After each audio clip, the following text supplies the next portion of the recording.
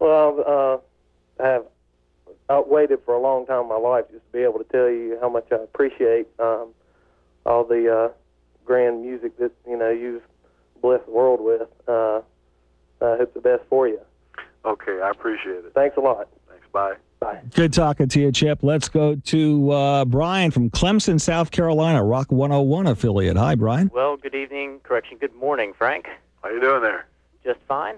I wanted to ask you, I'm a big Ren and Stimpy fan, and I got to see an episode with the man with the pointy hat.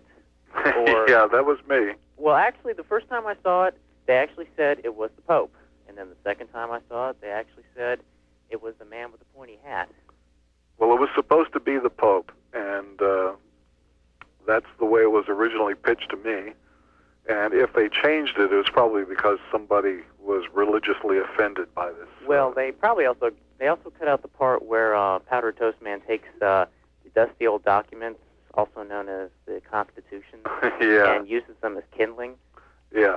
Well, Chris Vellucci, the guy who does that stuff, is he's a cool guy, but quite a lunatic. And whatever the story is for those episodes, he always tries to take it to the maxi, and eventually some type of censorship sets in.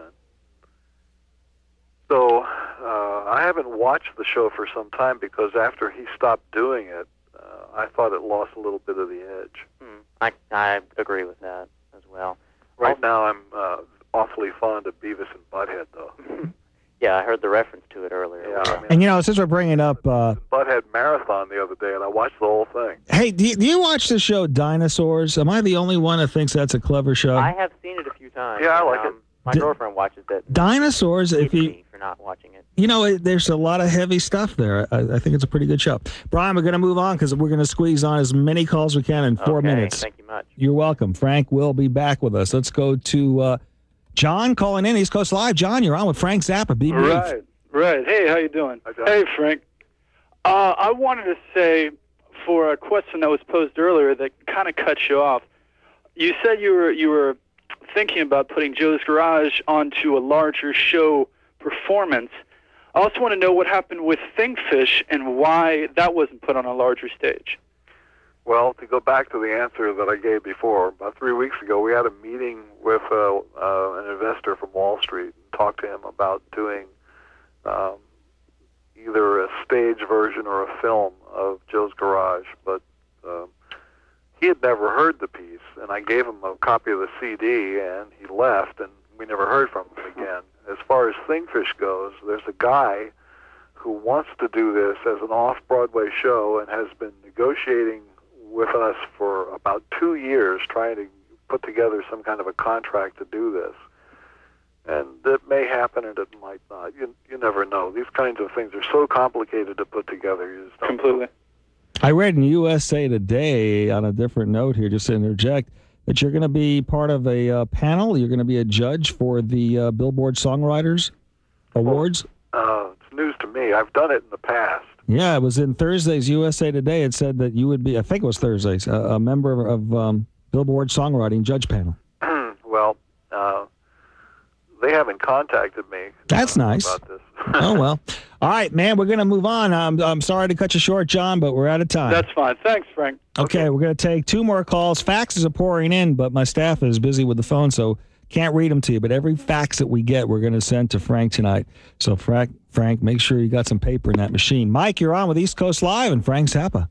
Hello, Frank. Hi, Mike. How you doing? Okay. I've written you a bunch before, and one of the things I'm interested in is this new guitar CD. Is this something that you've recorded recently, or is it some stuff from the '88 tour, or exactly Most what of the is it? material is from the '88 tour. There's 2 cuts that feature Dweezil and me, including a pretty elaborate version of Chunga's Revenge, and then another thing that was just an improvised jam from a concert in Munich. And there's 2 or 3 solos from '84 and one solo from '77 with Bozio and another solo from '79 with Vinny. Yeah, one of the things I really liked was your clean sound.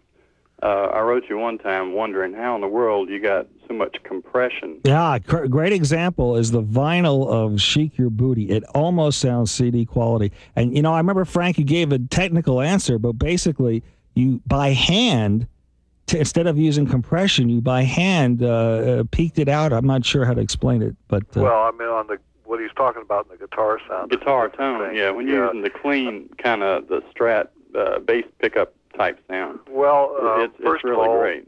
The sound is a combination of a Roland GP8 and a DI.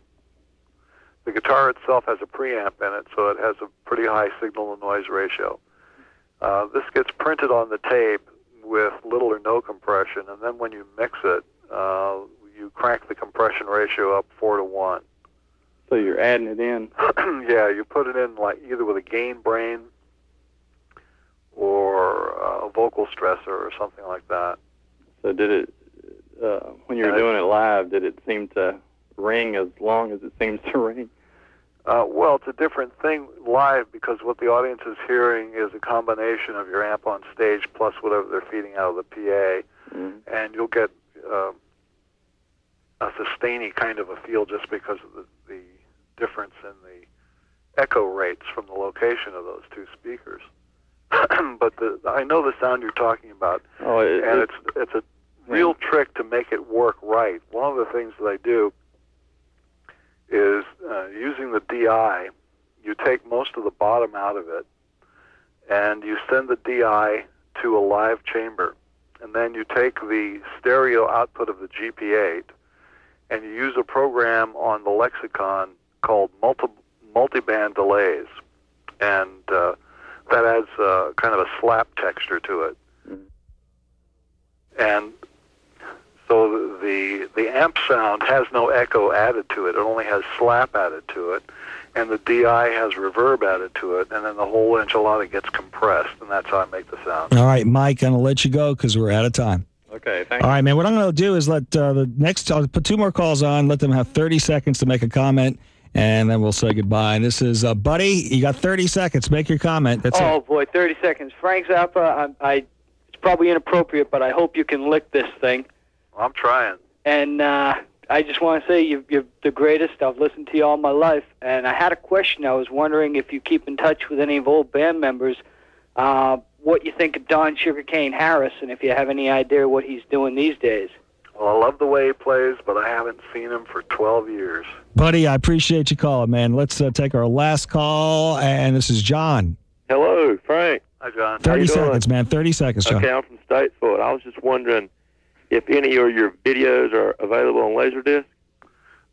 No, but they will be. We've made a Laserdisc deal, but they're not out yet. Okay, so they'll be like it in the future? Yeah. All right, John. We'll have Frank back on. All right, thank you. Good talking to you. We got a fax here from Denver. What do you think? What do you think of, what is this? Censorship? All right, forget it. I'll fax it to you, Frank. It's been great, man. It's been great talking to you. You really feel good tonight, and I have renewed hope and faith. I think this thing's going to be licked. I just have a good feeling about it, Frank. Well, I'm fighting as hard as I can, and I don't want to overdo it tonight.